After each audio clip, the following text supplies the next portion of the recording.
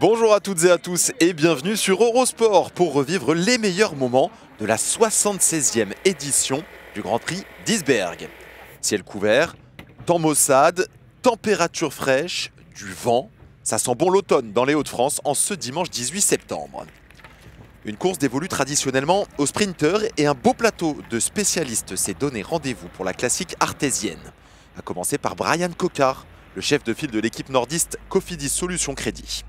Une équipe en quête de points pour son maintien dans l'élite du vélo, mais qui ne part qu'avec 5 coureurs, Sander Armé et Yele Wallace. Je me suis sur le podium, mais toujours pas très loin sur ce Grand Prix d'Isberg. Voilà, hier j'étais à l'avant, à l'attaque sur la Primus Classique, donc les gens me répondent bien. Donc voilà, on va voir, on va faire le maximum aujourd'hui. Arnaud démarre, Merlier, ouais, il y a un gros plateau, on va essayer de faire un bon sprint. Après, pourquoi pas des possibilités de bordure, donc il faudra être attentif. Et après un circuit final classique avec cette arrivée qui est un peu particulière et pas facile à gérer parce qu'il y a quand même ça plonge juste avant 500 mètres, on arrive avec beaucoup de vitesse, donc il faut trouver le bon timing. Une arrivée massive ne conviendrait pas à Julien Simon qui a plus des qualités de puncher, mais le Breton, en tête du classement de la Coupe de France FDJ, doit continuer d'engranger des points. C'est pas forcément une course qui me convient idéalement comme c'est pour les purs sprinters, mais voilà, après je vais essayer de faire aussi bien qu'à Fourmi où c'était pour les sprinters aussi et j'ai réussi à me mettre dans les 10 premiers. Je ne vais pas m'occuper vraiment forcément des autres, je vais essayer de faire la course du mieux possible et surtout on va essayer aussi de gagner la course parce que même si maintenant la Coupe de France, je suis en tête, alors si je peux gagner à dimanche à la fin, je vais le faire. Ce serait dommage de s'en priver, ça fait quand même une récompense, donc on va essayer de bien finir. L'un des rivaux de Julien Simon n'est autre que le Belge d'Arkea Samsic, Amaury Capio. Vainqueur de la Marseillaise en début d'année, il possède lui aussi une belle pointe de vitesse. Une course d'usure pourrait favoriser ses qualités et les dessins de l'équipe de Manu Hubert qui vise le World Tour pour les 3 prochaines années. Les Bretons sont bien partis pour y accéder, mais doivent maintenant conclure. Oui, ça va être pas facile de gagner la course avec les gros sprinteurs, mais on va essayer. Si on ne tente pas, on ne peut pas gagner. Donc, il y a toujours la chance de gagner. Aujourd'hui, il y a beaucoup de vent, donc c'est une course qui peut exploser partout. Et après aujourd'hui, on regarde le classement général pour la Coupe de France et on verra. Et Caleb Ewan devait être l'une des têtes d'affiche de ce Grand Prix, mais l'Australien, qui n'a pas été retenu par son pays pour des mondiaux à domicile, est malheureusement tombé malade. Et c'est la petite surprise au départ, il ne s'alignera pas aujourd'hui. Coup dur donc pour la Lotto Soudal, en quête de points pour son maintien dans l'élite. L'autre tête d'affiche, c'est bien sûr Arnaud Démarre. Le sprinter français a déjà levé les bras à 2 reprises ici. Et il se verrait bien enrayer sa série de 2e place et renouer avec le succès. C'est une course que j'aime bien. J'ai fait de nombreux podiums ici et gagné 2 fois. Donc voilà, on a une belle équipe. Hier, je vais chercher la 2e place vraiment pour pas grand-chose. Donc on va essayer d'être mieux aujourd'hui. Surtout qu'aujourd'hui il y a du vent, Caleb Ewan n'est pas là, je pense que l'auto aimerait aussi un peu durcir aussi, donc non, je pense qu'il y a des équipes qui ne veulent pas arriver au sprint. Il est presque midi dans la localité du Pas-de-Calais. Les derniers préparatifs et l'ensemble des coureurs rejoignent la ligne de départ pour lancer cette 76e édition du Grand Prix. Du beau monde au départ, une course qui se dispute sur un parcours constitué de 2 boucles avec des profils différents. Il y aura d'abord un premier petit circuit urbain de 10 km 100 à couvrir 3 fois. Ensuite, la grande boucle des monts, 90 km 500, 6 côtes répertoriées dont celle d'Estrée-Blanche. De quoi favoriser une échappée au long cours. Enfin, retour vers Isberg pour le circuit final de 11 km 900 qui sera à parcourir 6 fois. 6 dont, comme le nombre de formations World Tour alignées au départ, on retrouve la Groupama FDJ, Trek Segafredo, Cofidis Solutions à Crédit, Intermarché ou Antigobert, AG2R Citroën et enfin Lotto Soudal. Le plateau réuni par l'équipe de Jean-Claude Willems compte également 5 Conti Pro et 6 équipes continentales pour compléter ce panorama avec évidemment l'ensemble des équipes françaises qui ont fait le déplacement pour cette avant-dernière manche de la Coupe de France FDJ. on va être très attentif au départ de la course. Là, on est dans le fictif, mais dès que le drapeau va être baissé, eh bien, il va y avoir l'un des moments clés de cette course, la constitution de l'échappée dite matinale. Ça va être intéressant de voir combien de coureurs vont se projeter à l'avant, parce que derrière, si on veut favoriser une arrivée au sprint, il va falloir contrôler cette échappée matinale. Ça va être l'un des enjeux de la journée et le premier qui va nous intéresser. Et vous le voyez, eh bien, ça part en file, un rythme très élevé pour la constitution de cette échappée. Un premier groupe de coureurs, dès les premiers hectomètres, tente de s'isoler à l'avant. Avec un coureur de Roubaix Lille Métropole, accompagné d'un Intermarché ou Wanty-Gobert. Évidemment, cette équipe du nord de la France, Go Sport Roubaix Lille Métropole, veut placer des pions à l'avant. Un autre des enjeux évidemment de ce Grand Prix d'Isbergues, c'est le vent. Il va y avoir des sections qui vont être ouvertes au vent, propices donc aux bordures. Et si l'on veut durcir la course, si l'on veut éviter là aussi une arrivée massive, eh bien on pourrait se servir de ce facteur vent pour décanter les choses. Un premier passage sur la ligne après ce premier tour de circuit. Et vous le voyez, un petit groupe tente de s'isoler. Ils sont 6. 7 même à couper à la ligne d'arrivée avec quelques petites secondes d'avance sur le reste du peloton. On voit des équipiers d'Arnaud Démare évidemment dans les premières positions qui essayent de filtrer les hommes qui partent à l'offensive. Le bon coup semble constitué après donc les 15 premiers kilomètres de course et on retrouve là eh bien, 7 hommes qui composent cette échappée dite matinale. On va faire le tour avec Théo Delacroix de Intermarché ou Wanty-Gobert qui était échappé il n'y a pas si longtemps que cela, mais sur un autre continent du côté du Grand Prix de Montréal. Également avant, un Marcus Houlgard de Trek Segafredo qui peine à retrouver le niveau affiché sous les couleurs de Uno X les années passées. Et Cyril Gauthier, l'infatigable baroudeur de BNB Hotel, s'est également projeté à l'avant, tout comme Joris Delbov de Saint-Michel-Aubert 93. On retrouve 2 représentants du Go Sport Roubaix Lille Métropole. Jérémy Levaux, un habitué des Coupes de France, qui a notamment terminé 4e de la Polynormande, c'était en 2017. Il est accompagné d'un natif du Pas-de-Calais, Samuel Leroux, qui est dans son jardin sur ses routes et qui affectionne les courses offensives, et donc c'est tout naturellement que l'on le retrouve à l'avant. Pour être complet, on retrouve également le Suisse Yanis Voisard de Tudor Pro Cycling Team, l'équipe de Fabienne Cancellara. Yanis Voisard qui a accroché le prestigieux Alpe-Isère Tour à son palmarès cette saison. Il a notamment devancé Romain Grégoire. 7 hommes à l'avant et derrière un peloton contrôlé donc par Alpecin. Évidemment, pour Tim Merlier, le Belge qui sera l'un des favoris du jour, et également contrôlé par Olivier Legac pour favoriser les dessins de Arnaud Démare, l'autre grand favori de ce Grand Prix d'Isbergues. Et l'avance, eh bien, qui est jugulé par le peloton. On n'excède pas les 2 minutes alors qu'il reste encore énormément de kilomètres à parcourir. On ne prend pas de risque du côté des 2 formations, donc Alpecin de Koenig et la Groupama FDJ. On voit également un homme de AG2R Citroën être dans les premières positions pour contrôler cet écart. La situation de course semble donc figée en ce début de course avec évidemment Arnaud Démare qui fait rouler ses hommes. C'est le grandissime favori aujourd'hui. Il va falloir pour cela qu'il y ait une arrivée massive. Un petit tour d'horizon des sprinteurs présents. On retrouve donc, on les a entendus ce matin, Brian Cocard, Arnaud Démare notamment. Mais attention, il y a de la concurrence avec Tim Merlier, le Belge de cette équipe Alpecin de Koenig, qui sort de la Vuelta où malheureusement il n'a pas réussi à briller, à exprimer son plein potentiel.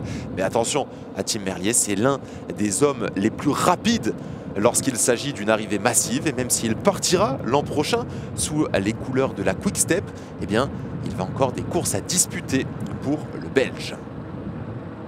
Parmi les sprinteurs répertoriés, on pense notamment à Edward Tuns et Matteo Moschetti pour la Trek Segafredo, à Hugo Page qui s'était montré très rapide lors d'arrivées massives lors du dernier Critérium du Dauphiné.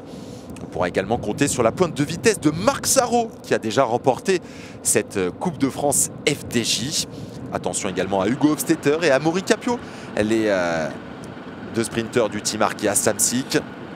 Lorenzo Manzin pour la Total Energy qui s'est illustré récemment par une victoire.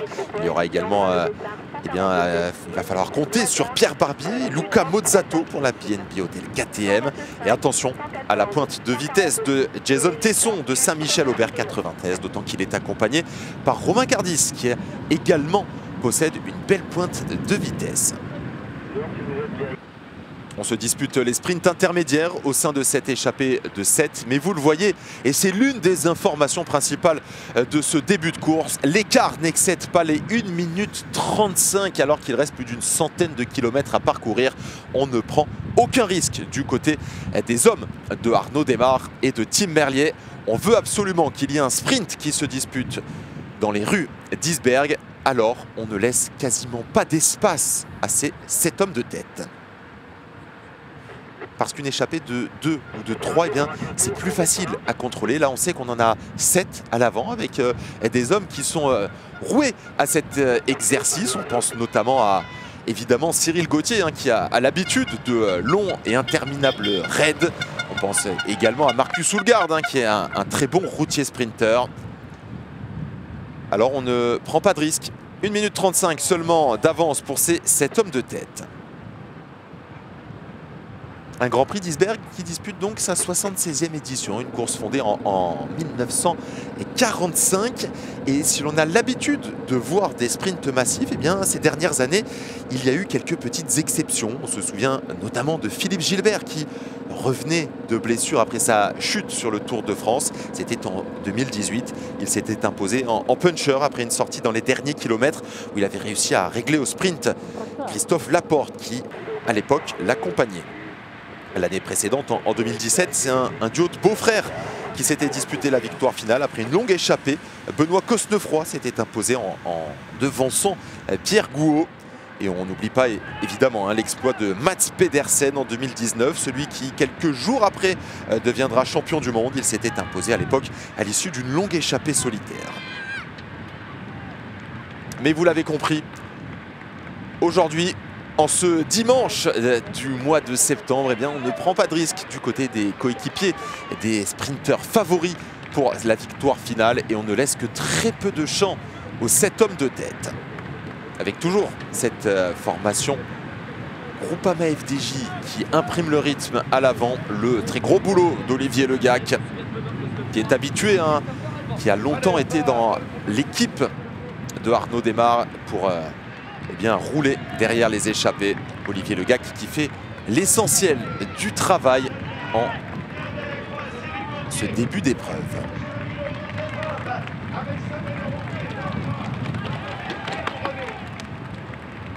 Une équipe Groupama FDJ intégralement articulée autour de son sprinter Arnaud Démare qui, on l'a dit, tourne autour de la victoire lors des dernières échéances. Eh bien, il reste sur 4 deuxièmes places consécutives. Celui qui a remporté 3 étapes cette année lors du Tour d'Italie. Il a également été meilleur sprinter de ce Tour d'Italie, le maillot cyclamen. Il veut renouer avec le succès. Et donc, vous le voyez, tous ces hommes sont tournés vers cet objectif. Une équipe donc avec Lewis Aski, Olivier Legac et Ignatias Konovalovas pour rouler derrière les échappées. Et puis le train d'Arnaud Démare qui sera composé de Bram Velten, Ramon Sinkeldam et enfin Jacopo Guarnieri, son traditionnel poisson pilote.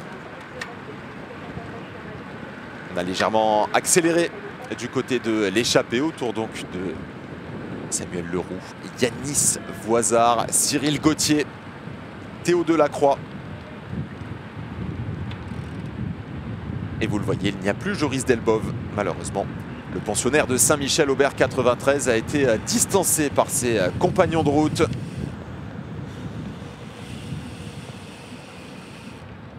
Et ils ne sont donc plus que 6 à ouvrir la route. Malheureusement pour le spectacle et fort heureusement pour les coureurs qui disputent la course, eh bien, le vent pour l'instant ne s'est pas invité à la fête. Il n'y a pas eu de possibilité de réaliser de véritable coup de bordure. Donc pour l'instant, eh bien, on est sur un scénario traditionnel. 6 hommes ouvrent la route et derrière un peloton qui contrôle, qui ne laisse que peu d'espace aux 6 hommes de tête. puisqu'on rappelle que l'écart n'a pas excédé les 2 minutes 30 depuis le début de ce Grand Prix d'Isberg.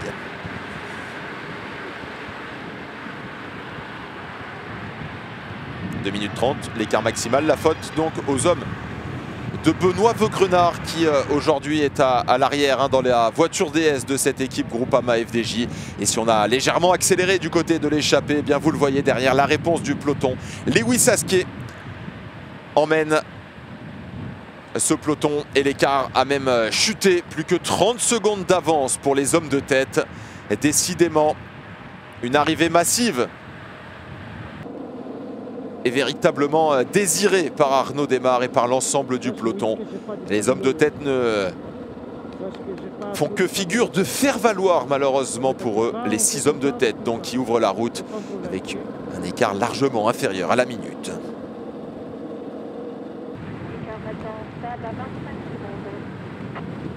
Vous avez entendu la Radio Tour donc qui nous dit que l'écart se stabilise maintenant autour de 25 petites secondes seulement.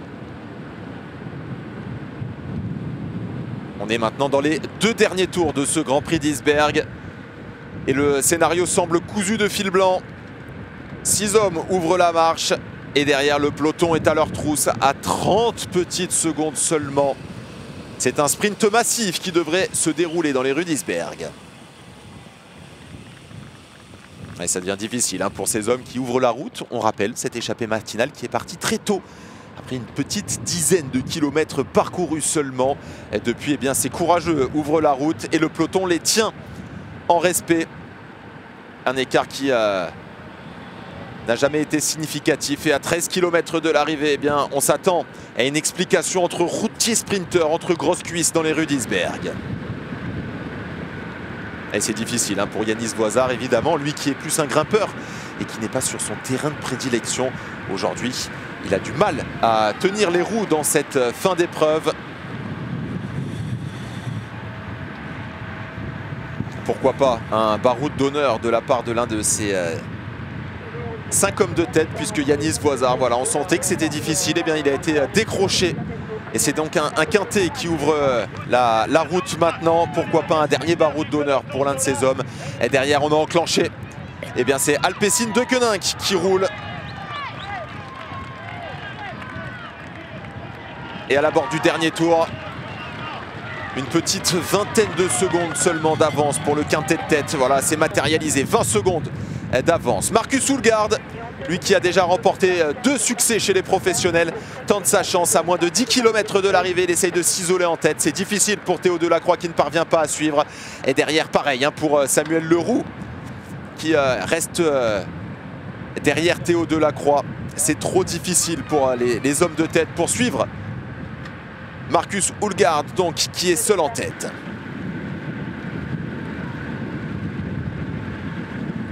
Allez, on jette ses dernières forces dans la bataille pour le natif du Pas-de-Calais, Samuel Leroux, accompagné donc dans cette échappée par Jérémy Levaux.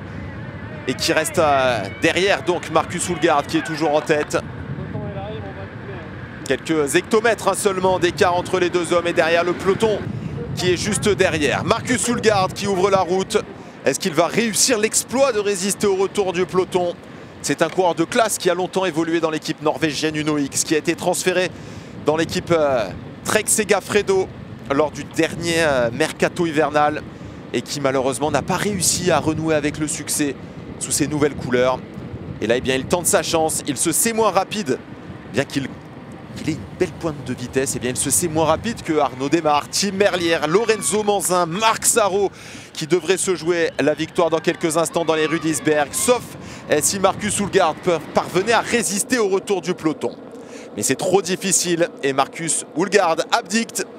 Et donc c'est un peloton qui avale maintenant le valeureux, le dernier échappé donc à être repris. Attention au mobilier urbain là. Et oui, il y a de la nervosité dans cette fin de Grand Prix d'Isberg avec une chute qui implique notamment un malheureux coureur de Gosport Roubaix-Lille Métropole. Le train d'Arnaud Démare qui se met en place. Derrière, eh bien, on cherche également à remonter Tim Merlier. Démare face à Merlier. Est-ce qu'il va y avoir d'autres coureurs? Ouais, vous le voyez, il est à agile, là il vient de sauter le trottoir, le champion de Belgique. Les derniers hectomètres. Le train d'Arnaud démarre avec Ramon Sinkeldam qui se met maintenant à la planche après le très bel effort de Bram Velten. Marc Sarrault est également idéalement placé. Arnaud démarre, qui est emmené donc par son poisson pilote. Et c'est dans les 150 derniers mètres seulement que le sprint se lance. Tapis rouge pour Arnaud démarre qui fait parler les watts. Marc Sarrault dans sa roue. Edouard Tuns en 3e position. Mais le plus fort aujourd'hui, eh bien, c'est Arnaud démarre qui s'impose ici à Iceberg. Bravo Arnaud, super. La victoire pour Arnaud démarre. 3e succès pour le sprinter Picard ici à Iceberg. Tu étais à côté de ton ballon. Oui, j'étais. Qui débriefe avec Lewis Aski et Jacopo Guarnieri. Félicité également par Amaury Capio qui vient prendre une place d'honneur. Le meilleur aujourd'hui, c'était Arnaud démarre qui s'impose donc. 90e succès de la carrière du sprinter français.